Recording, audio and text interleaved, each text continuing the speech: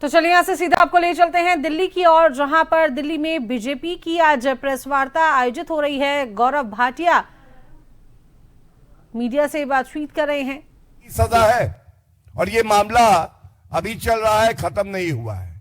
ये बात कांग्रेस पार्टी ना किसी को बता रही है। और जब पत्रकार बंधुओं ने यह सवाल आज प्रेस वार्ता में पूछा तो ना मल्लिकार्जुन खड़गे जी के पास इसका कोई उत्तर था और ना अभिषेक मनु सिंघवी जी जो मेरे साथी हैं, वरिष्ठ अधिवक्ता हैं, उनके पास कोई उत्तर था। तीसरा तथ्य, सोनिया गांधी जी और Rahul Gandhi, they are accused in this trial and they are out on bail. आज भी वो बेल पे बाहर हैं 420 करने के आरोप पर। वो मामला है अभी। और यह कहना गलत नहीं होगा कि सबसे भ्रष्टाचारी परिवार पूरे विश्व में राजनीति में कोई है तो वो नकली गांधी परिवार है। 3 सदस्य, सोनिया गांधी जी बेल पे बाहर, राहुल गांधी बेल पे बाहर, रॉबर्ट वाड्रा बेल पे बाहर।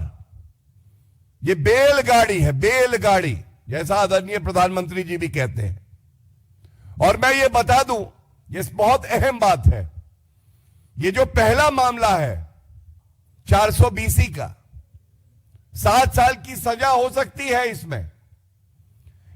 इसको निरस्त कराने के लिए दिल्ली हाईकोर्ट गई सोनिया गांधी और साथ में राहुल गांधी। आदेश क्या हुआ?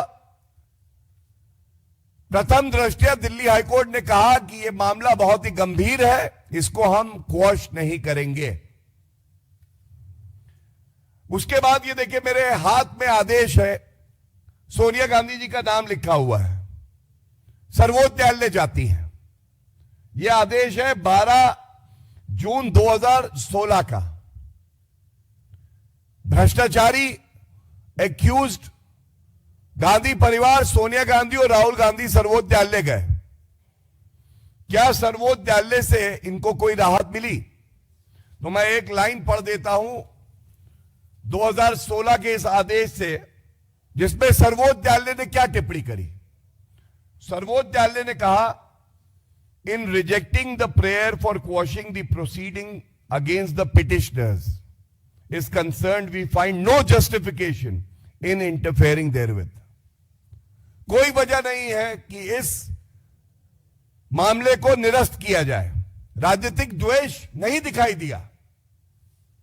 और आज मल्लिकार्जुन खड़गे जी, डॉक्टर अभिषेक मनु सिंघवी जी क्या बोले? राजनीतिक द्वेष का मामला है। तो सर्वोच्च न्यायालय ने तो कहा यह राजनीतिक द्वेष का मामला नहीं है, क्योंकि अगर राजनीतिक द्वेष से कोई मामला है तो सर्वोच्च न्यायालय का ही जजमेंट है, भजनलाल कॉन्स्टिट्यूशन बेंच, कि वो मामला निरस्त किया जा सकता है। नहीं किया गया। अब दूसरी बात यह आती है, डॉक्टर अभिषेक मनु सिंघवी जी क्या ये नहीं जानते, प्राइवेट कंप्लेंट में जहां न्यायालय ने संज्ञान लिया है, राजनीतिक द्वेष कहां से आ जाएगा?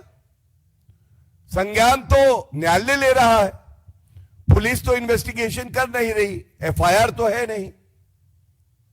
तो ये जो राजनीतिक द्वेष वाला इनका तर्क है, ये पूरी तरह से गिर जाता है। इसके साथ मैं एक बात और जरूर कहना चाहता हूं। कल एक प्रेस वार्ता पवन खेड़ा जी ने करी और वो प्रेस वार्ता में जिन शब्दों का प्रयोग हुआ उससे सबको बड़ी पीड़ा हुई है, हर भारतीय को, और खासकर गांधीनगर के जो निवासी हैं। एक वक्तव्य दिया गया, gangs of Gandhinagar, gangs of Gandhinagar. ये गैंग्स ऑफ गांधीनगर क्या है? अगर इनकी ही भाषा में जवाब दिया जाए तो भारत के लोग तो कहते हैं डकैत of Italy, dacoits of Italy. ये लोग भारत को लूटने आते हैं, लूटते हैं, बिना नागरिक हुए वोट करने का प्रयास करते हैं और उसके बाद गांधीनगर के जो हमारे नागरिक हैं, ईमानदार, मेहनती, कर्मठ, देश प्रेमी, उनका अपमान करते हैं इस तरह से। तो मैं कह देता हूं, पवन खेड़ा जी को माफी मांगनी चाहिए, खड़गे जी को माफी मांगनी चाहिए पूरे देश से। और जो प्रश्न हम लोग उठाने जा रहे हैं ये बड़े महत्वपूर्ण हैं। ये जो कल फैसला आया है ये दूसरा मामला है। ये क्या मामला है मैं आपको बता दूं।